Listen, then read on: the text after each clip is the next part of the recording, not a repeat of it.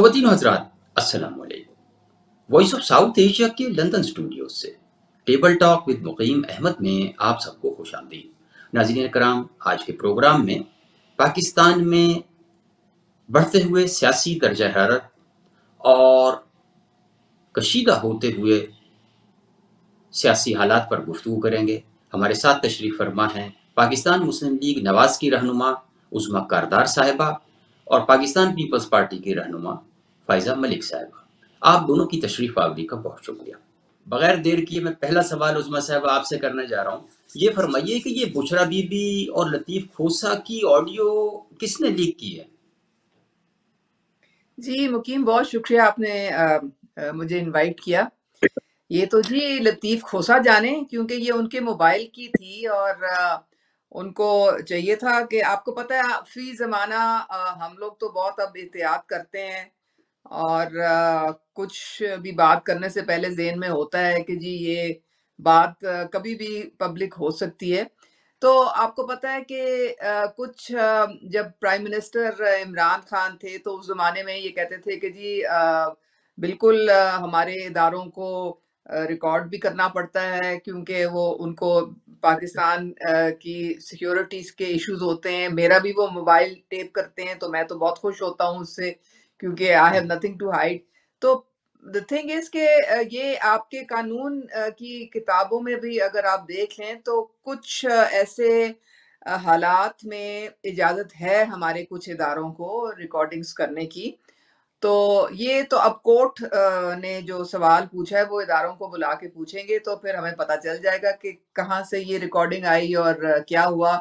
लेकिन इतना रोने-पीटने की बुशरा बीबी को ज़रूरत इसलिए भी नहीं थी क्योंकि इन्होंने तो अपने दौर में सबसे ज़्यादा लोगों के मोबाइल जो थे वो रिकॉर्ड किए थे और उनको ब्लैकमेल करने के लिए इस्तेमाल किया था। मुझे याद है जहांगीर तरीन को ये एक डिनर पे मिली और उन्होंने कहा कि जी आप मुझे जादूगरनी कहते हैं, तो जहांगीर तरीन ने कहा जी मैंने ऐसा नहीं कहा। कहती नहीं, आपकी मैंने वाइफ के साथ आपकी फ़ोन पे बात हो रही थी तो मैंने वो रिकॉर्डिंग में सुना था कि आप मुझे जादूगरनी कह रहे हैं। तो ये काम तो इन्होंने खुद भी बेतहाशा किए हुए हैं, तो ये मुकाफ़ाते अमल है, अब इसको बर्दाश्त कर लें, ये चीज़ें होती हैं। उज़्मा साहिबा, मियाँ साहब की मौलाना फजलुर रहमान से भी मुलाकात हुई है, बाकी इत्तेहादियों के साथ भी मेल मुलाकात जारी है, चौधरी शुजात के घर भी मुलाकात हुई, वफ़द गया। अब ये फरमाइए कि क्या मौलाना फजलुर रहमान के साथ सदारत की सीट पर कोई वादे वईद हो गए हैं? क्योंकि वो उनके जो साथी हैं वो तो ये कह रहे हैं कि जी मौलाना साहब आइंदा सदर के उम्मीदवार होंगे, तो ऐसा ही है? जी देखें, इलेक्शन की आमद है और इलेक्शन से पहले बहुत सारे जो लोग हैं वो आपस में बातें भी करते हैं, पार्टीज़ में अंडरस्टैंडिंग भी होती है, सीट एडजस्टमेंट्स भी होती हैं और मेरे ख़्याल में मियाँ मोहम्मद नवाज़ शरीफ जो हैं वो बहुत एक अच्छे तरीके से एक मुफ़ाहमत के साथ और सबको साथ लेके वो आगे चल रहे हैं। मौलाना साहब के साथ भी उनकी 2 दफ़ा मुलाकात हो चुकी है और उसमें केपी में, बलूचिस्तान में और जो भी इल्हाक है या सीट एडजस्टमेंट्स हैं, उसकी भी बात वाज़ेह तरीके से खुल के सामने आई है। जहाँ तक सदारत की बात आपने पूछी है, तो उसके लिए मियाँ मोहम्मद नवाज़ शरीफ ने मौलाना साहब को कहा था कि ये ज़रा क़ब्ल-इस-वक़्त है, जब हम इलेक्शन के बाद हुकूमत बनाएँगे, फिर उसके बाद ये जो है फैसला भी इंशाअल्लाह ताला मिल बैठ के हम करेंगे। तो बाकी चौधरी शुजात से आपने देखा है कि बड़ी एक खुशाइन बात थी, 15 साल के बाद मुलाकात हुई मियाँ मोहम्मद नवाज़ शरीफ की और उनके साथ भी सीट एडजस्टमेंट्स हमारी 2 नेशनल असेंबली की सीट्स और 3 प्रोविंशियल असेंबली की सीट्स के लिए आपस में बातचीत हुई है। तो ये मेरे ख़्याल में ये एक खुशाइन बात है क्योंकि पाकिस्तान के मसाइल जो हैं तभी हल होंगे जब सबको इकट्ठा लेके इंसान चलेगा और सबके साथ रवाबत होंगे। यहाँ वक्त हुआ एक ब्रेक का। ब्रेक के बाद सवालात का सिलसिला जारी रखेंगे।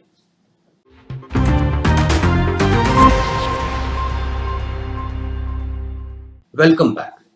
मेरा अगला सवाल ये है, ऐसा हो सकता है कि आप جو چودھری شجاعت معاف کیجیے گا چودھری پرویز الہی کے ساتھیوں کے پاس سیٹیں تھیں وہ آپ ان کو دینے پر یا ان کے مقابلے پہ ان کو ٹکٹ دینے پر راضی ہو جائیں گے؟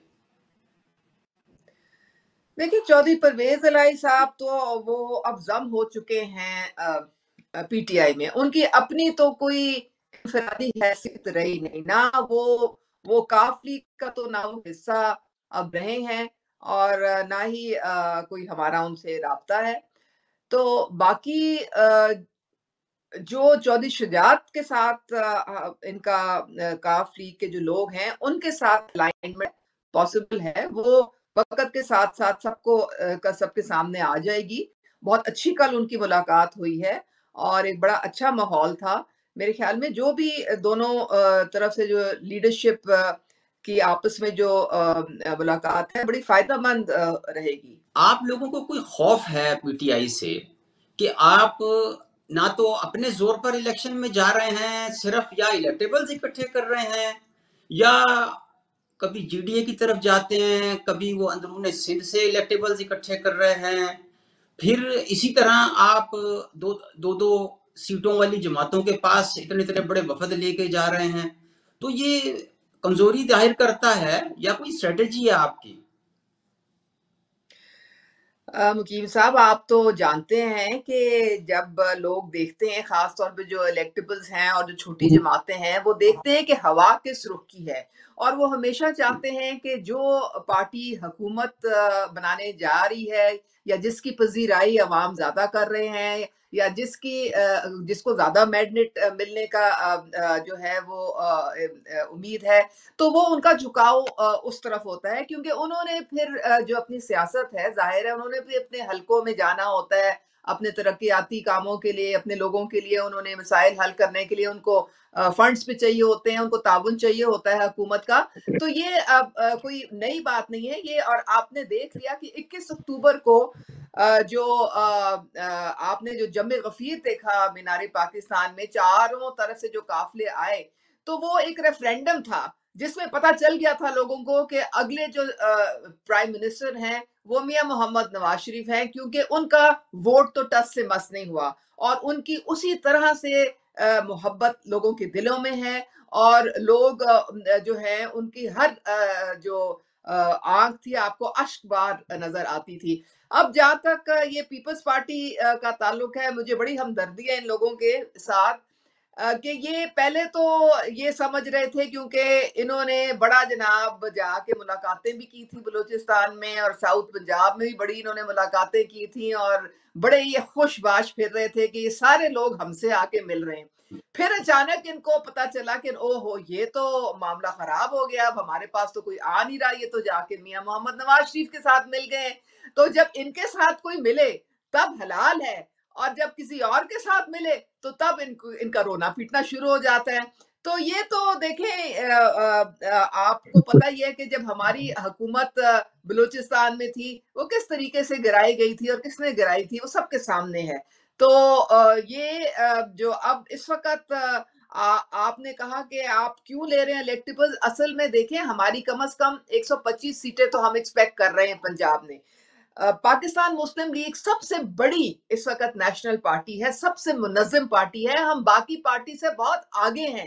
ہم نے تو سارا پروسیس جو ہے کینڈیڈیٹس کے پیپرز لینے کا، وہ جمع کرنے کا، ان کی اسکروٹنی کا، وہ سب سے پہلے مکمل کیا ہے. آپ کو پتہ 40,000 لوگوں نے اپلائی کیا ہے ہمارے ٹکٹوں کے لیے، اور اس وقت ایک ایک سیٹ سے ہمیں تو اتنی پریشانی ہے، 7-8 لوگ ہیں ہمارے اپنی پارٹی کے جنہوں نے اپلائی کیا ہوا ہے.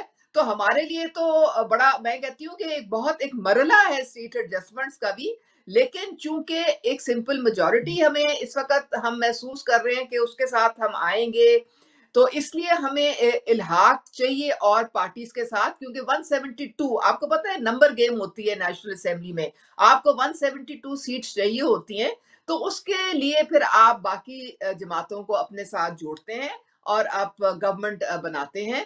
تو ہم تو اس وقت دیکھیں میاں محمد نواز شریف ڈیلی ان کی جو شارٹ لسٹڈ جو کینڈیڈیٹس ہیں ان کے ساتھ 1 to 1 ان کی انٹرویوز بھی ہو رہے ہیں، اور سلیکشن کمیٹیز بیٹھی ہوئی ہیں، ہماری پارلیمانی بورڈ فل کام کر رہا ہے، ہماری مینیفیسٹو کمیٹی. باقی کسی پارٹی کا اگر ہے تو مجھے بتا دیں.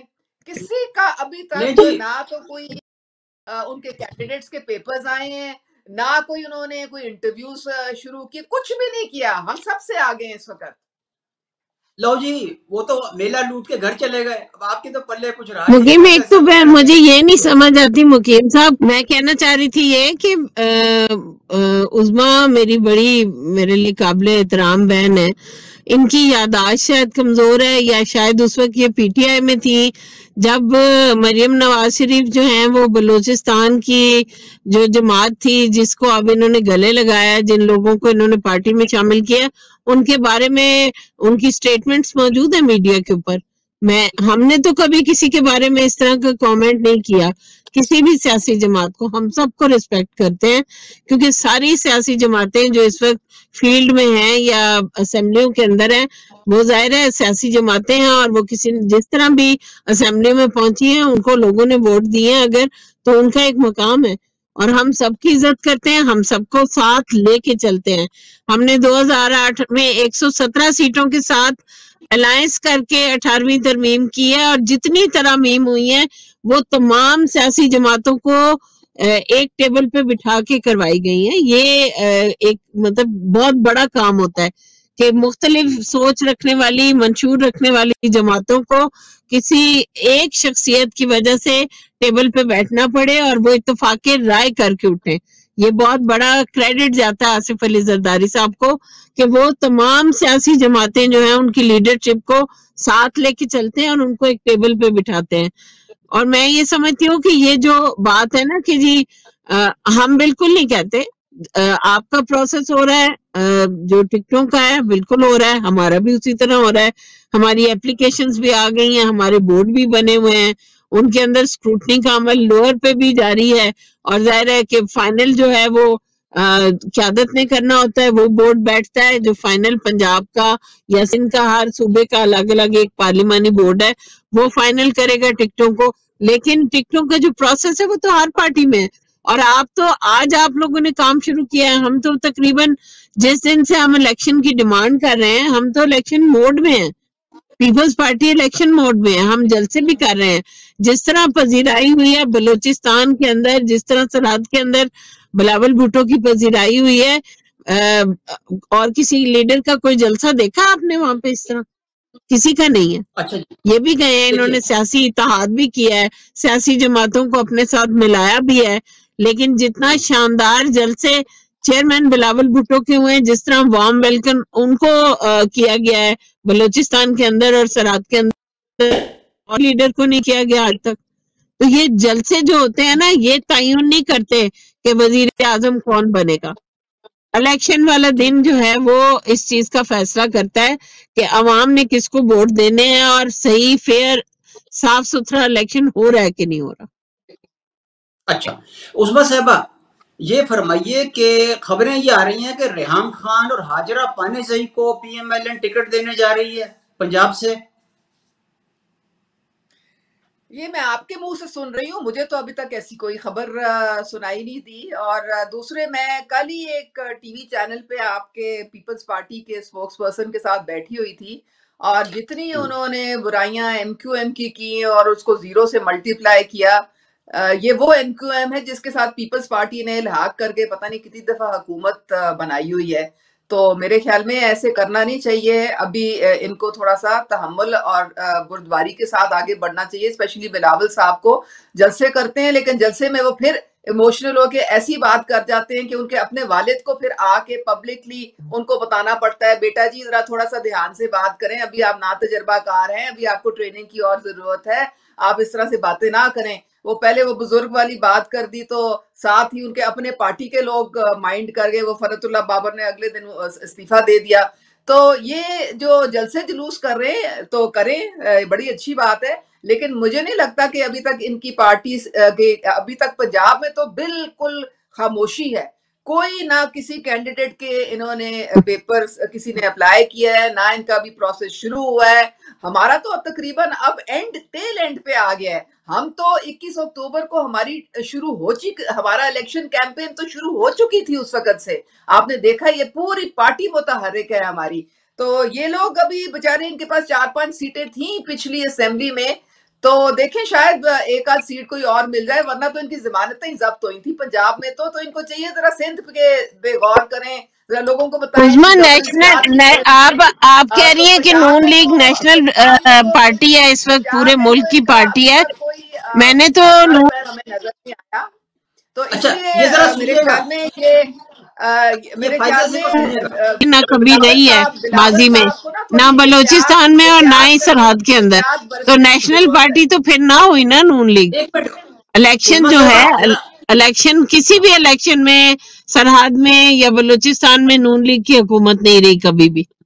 دیکھیں آپ ہماری الائنسز کے ساتھ ہی ہر حکومت بنائی پارٹی، ہے انہوں نے جب ہماری بھی بنائی ہے. ہر پروونس میں ہے، ہر صوبے میں ہے. آپ کو ہمارا اس دن قافلے گلگت بلتستان سے آئے، آزاد کشمیر سے آئے، کے پی سے آئے، سندھ سے آئے، کہاں سے ہمارے قافلے نہیں چل کے آئے. ہم تو ایک نیشنل پارٹی ہیں اور پورے پاکستان سے چاروں کونوں سے لوگ چل کے آئے تھے اپنے قائد کا استقبال کرنے. آپ کے سامنے ہے، چوک ہو گیا تھا پورا لاہور.